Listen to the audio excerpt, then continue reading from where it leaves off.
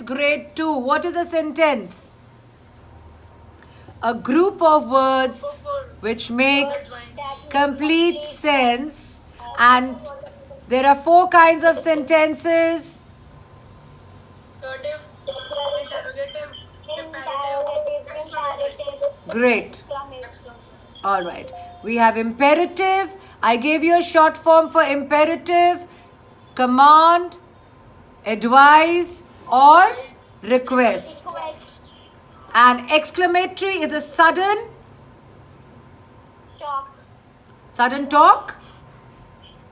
shock, Okay, shock. Okay, sorry. All right, okay. Show some emotions or some sorrow. And declarative is assertive, which tells us about something. And of course, interrogative is a question. We all know the different kind of sentences. I want all of you to move to page number 1, the sentence. All those who don't have a book, it's all right. Just listen to what I'm saying and we'll quickly do this exercise right now. Are we all ready? Give me a thumbs up.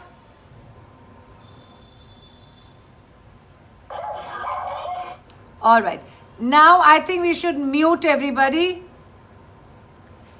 And I will read out from your book to make it simpler.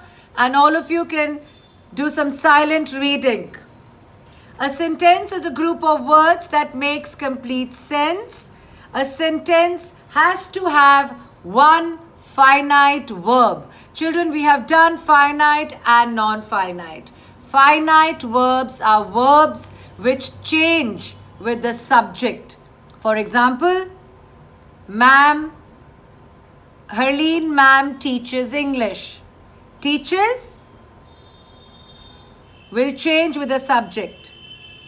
Lovepreet ma'am, Nikita ma'am, and Harleen ma'am teach us English. So the word teach changes with the number or the situation of the subject.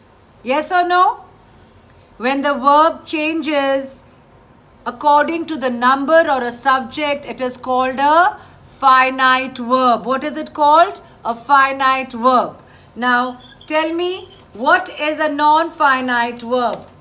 A non-finite verb does not change. A non-finite. We have done it in grade 7, children. Sorry, you're in 9th. 8. We have done it in class 8.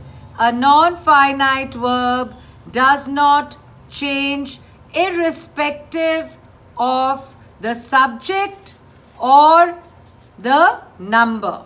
A non-finite verb does not change. Non-finite verbs are of 3 types. Yes? Participle, infinitive, and a gerund. Now, what are participles? Participles are also called verb adjectives. For example, don't touch the broken glass. Now, broken is a verb, but when we use it with a noun, it's called a participle. We've done this? You understanding, everybody? Yes, ma'am. Yeah. For example, Harleen ma'am speaks in a thundering voice. Thundering is a verb, but when I use it with voice, a noun, thundering becomes a participle. Participle. Don't jump from a moving bus. Moving is a verb, but when I use it with a noun, it becomes a participle. Now we move on to the infinitive. Infinitives are words with the verb in the base form and yes, very good. 2. 2 plus verb in the base form. I love to eat. You love to eat. We all love to eat. Lemons are sour to eat. So what happened here? The verb eat does not change irrespective of the subject or the number. So these are called non-finite verbs. The last one of the non-finite we have done is the gerund. Yes, we have done the gerund. For example, cycling is a good way to keep ourselves fit. But cycling is a verb. Yes? But when you use it as a noun, it becomes a gerund. Alright? So these are called non-finite verbs. And I said earlier, finite verbs are verbs. Can you just mute everybody, sir? You all are going to be mute now. Mute. Rajiv, sir, kindly mute all of them. Sir, mute everybody. Just mute everyone. Am I audible now? Everybody, am I audible? Give me a thumbs up. Only sign language. Because boys will be boys. Horrible. No, there's some good ones also. Okay, so moving on to the third one. A sentence always ends in a full stop, exclamatory, or a question mark. We all know that? We all know that? Yes. Yes, ma'am. Now, we all know a subject, a sentence has a subject and a predicate. A subject is what we are talking about, and predicate tells us more about the subject. A subject can be one word, or a subject can be more than one words. For example, the children jumped with joy. Who is the subject here? The children. And jumped with joy is the predicate. And remember, the predicate will always have a verb in it. Are we clear, everybody?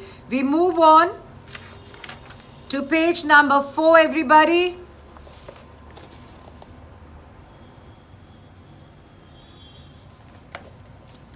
These are quick exercises. We've been doing them for a very long time.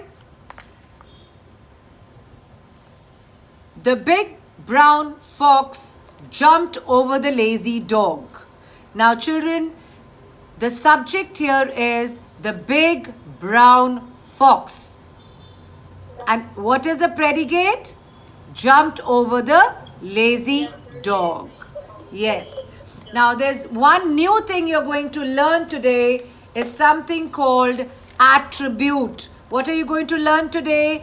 Attributes. What are attributes? I will just tell you in a second. Attributes. In this sentence, the big brown fox. What is the main subject verb here? We are talking about the fox. Yes? Yes. So all the adjectives which are given to the fox, or maybe sometimes verbs also, they become attributes, and fox is called the subject word. Fox here is the subject word, and the big brown fox together becomes a subject. But if you are asked what is the attribute, the attribute of the first sentence will be the big brown. And what is the subject verb? Word. Subject word will be fox. The main subject of the sentence. And the rest will be the attributes. An attribute can also be an adjective, that is the. Children, the, a, an are article, but when a noun is followed after that, which it always has, it becomes an adjective also. So come on, let's do the next one. Blessed are those who share. Blessed are those who share. Who are we talking about? Those. We are talking about those. So those becomes the subject. And the rest of the sentence becomes the predicate. Are we clear? Give me a thumbs up. Great. Okay. Next sentence. Children, be very careful. Yes, Rehan? बच्चे, the subject verb is those and the entire rest of the sentence is a predicate. Blessed are who share. Always remember, in a sentence, when you pulled out the subject, the rest of the sentence is going to be the predicate. Are we clear?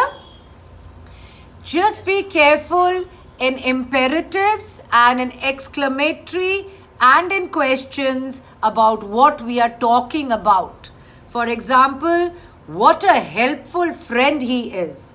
It's an exclamatory sentence. What a helpful friend he is. Are we talking? Yes. Who are we talking about? We are talking about he. We are talking about he. So he becomes the subject. And the rest of it becomes the predicate. Baking is his profession. Are we talking about baking or are we talking about his profession?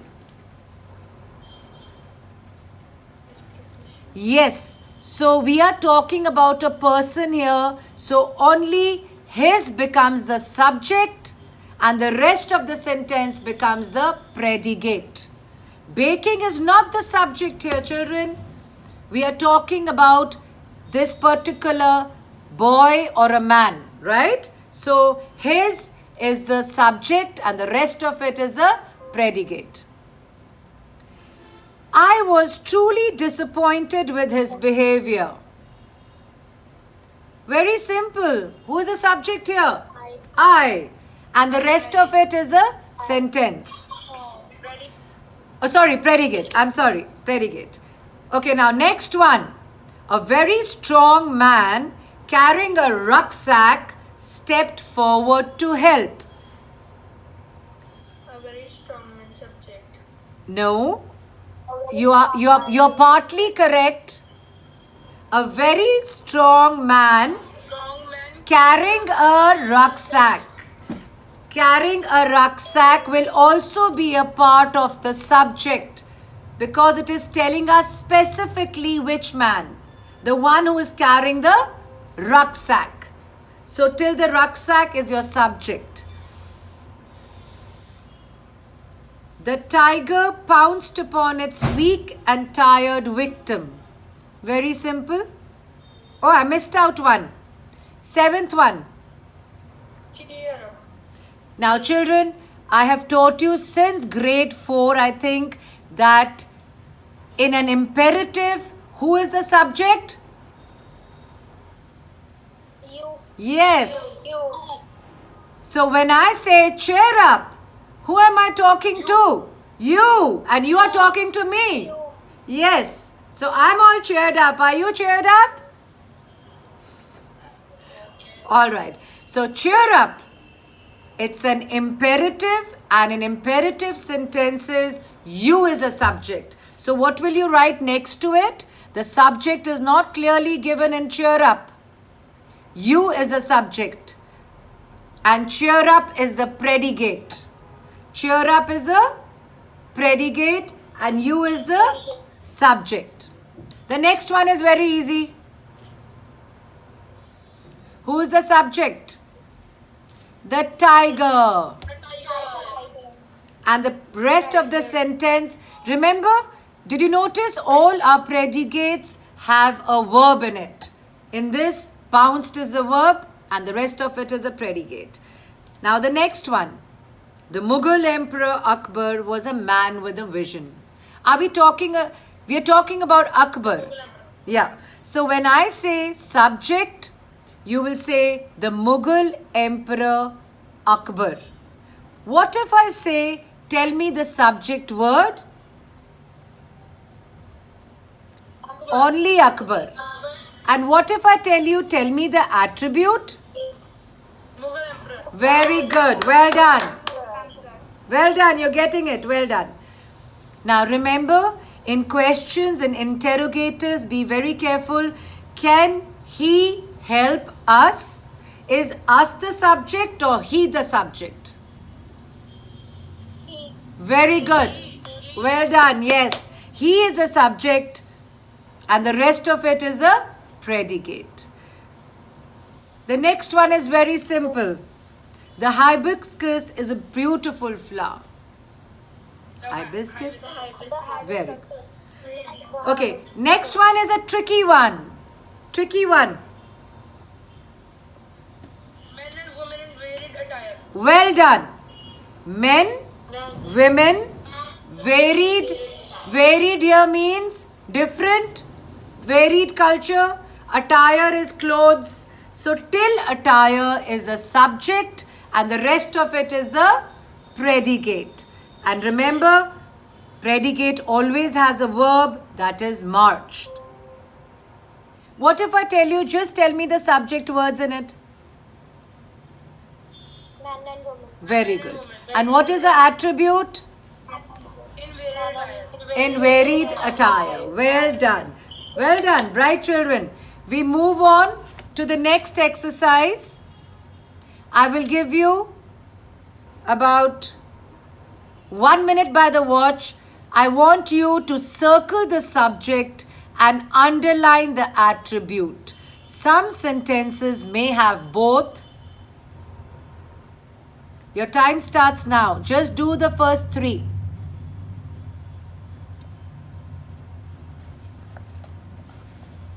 I'm done. Mouse ate some cheese. Mouse is subjective and the quiet is attribute. Very good. Yes, mouse is a subject verb and quiet is the attribute. And what if I tell you, just tell me the subject? The quiet mouse. The quiet mouse. Very good. I would want Tamishka do the next one. Cynthia, the sweet girl, sang a carol. Cynthia. Cynthia subject. Yes. And the sweet girl is the... Attribute. Well done. And if I just say subject, then Cynthia, the sweet girl. Sweet girl. Very good. Are we getting there? Very good. The next one is slightly tricky. The broken boat with the tattered sail dashed against the rocks. Boat is the subject word and Very broken good. with a tattered sail. Very good. Broken with a tattered sail is attribute and boat is a subject. Children, you will do the rest for homework, that is 4 till the 14th on the books, all right? We move on to the exercise B. Children, you remember we did direct object and indirect object? Yes, ma'am. We did that now? Yes, ma'am. Yes, ma'am. Okay, all right. Ma'am just threw a ball of paper at us. What did I do? I threw some paper at you. I am the subject. What is the direct object? Paper object. This paper, yes, this paper is direct object. And you are the... Indirect object. Very good. So direct object is something which is directly given, and the other one, the one that receives it, is the indirect. And where do we do this? Transitive and intransitive verbs. Yes, Sheetal, you remember transitive, intransitive? Why are we giggling? Am I looking funny? Sheetal? Okay. Or did this really hit you on that? Did this hit you? No. Okay. No, I'm asking Sheetal. She's giggling away. Okay. All right. Getting back to transitive and intransitive, we all have done direct and indirect. So now I'm going to give you exactly 30 seconds. I want the first 3 done right now. Circle the direct object and underline the indirect object. Time starts now. 30 seconds.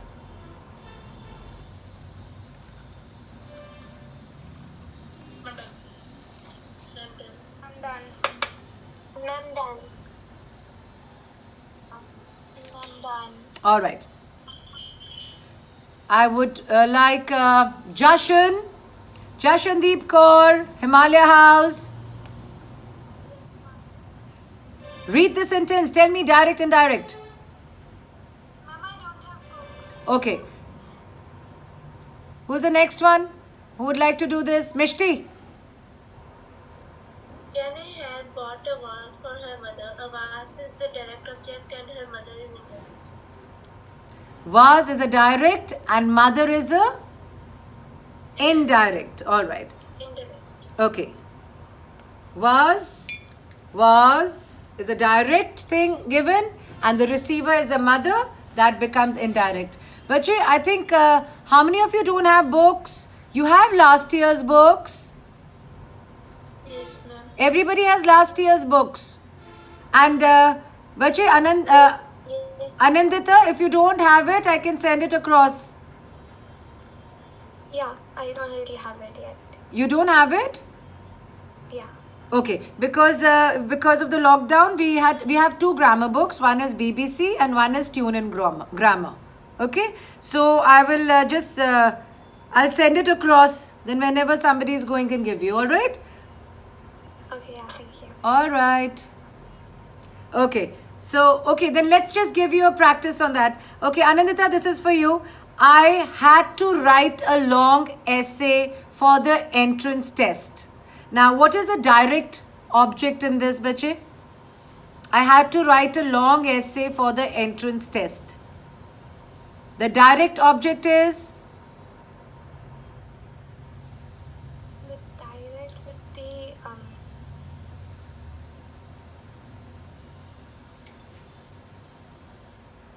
I had to write a long Long essay. yeah. Essay is the direct object? And what am I... the, Yeah, what am I writing for the test? That becomes the indirect. All right? Are we clear? yes. Okay. I sent a letter to my father. Letter is a direct object and father is a indirect object. Indirect. All right. Okay. Yes. I move on to Sujit. Why don't you sing a song for the audience? I'm not asking. Song is direct object. Hmm? Song is direct object. Audience is indirect object. That's very nice, but I told you to sing a song for the audience. No? Okay, fine. She is correct. Song is the direct object, and who is receiving it? That is the audience. Can you do the... All right. The rest is for homework. Kindly mark it till 12. You'll do it at home. Kindly strike out. I'm not going to do exercise C. The complement, I'll do it when the school opens. You don't need to do it. Just shut that. Cross it out. Cross out the C exercise. Now, children, we move on to what I've already discussed, the 4 different kinds of sentences. Should we quickly read what's in the yellow patch there? All the girls will read the definitions. An assertive or a declarative sentence makes a sentence and... Yes, read. Makes which is when and can be of the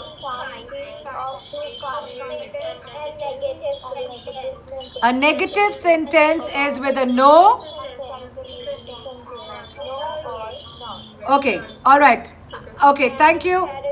Okay, sir, mute them. I think there's a lot of disturbance. I will read it. All of you just silent reading, okay? For all those who don't have books. An interrogative sentence is a sentence which asks a question. It ends with a full stop, question mark, and it can be a yes or no question. Are you all understanding? This is a yes or no question. All right? And other questions are why, what, when, where, how, whom, whose. Now, imperatives, children, I have told you earlier, a command, advice, or a request. An exclamatory shows some strong feeling. Ouch, there's a mouse here. What a mouse it was. That's an exclamatory sentence. All right? Are we clear with the 4 kinds? I want all of you to not take more than time is running out. Time is running out. I want you to do the learn exercise yourselves. It's very simple. Move on to the practice exercise. Jumbled sentences. Jumbled. Let's do the first one. Assertive. It's a jumbled sentence. You have to make it assertive, children. Shobit has ordered cake and biscuits for the office party. Okay. Do the 5th one. Do the 5th one. Close the window. Close the window. It's already closed. All right. Next. The 10th one. Ranveer. Ranveer, do the 10th one. Ma'am, I don't have a book.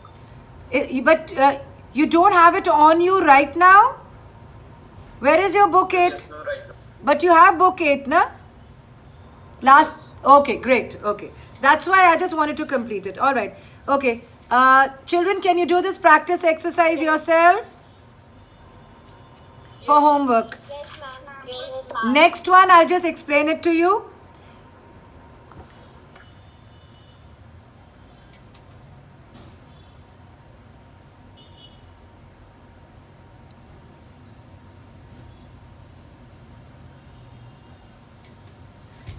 मेरी class है ना बड़ी जल्दी खत्म हो जाती है time up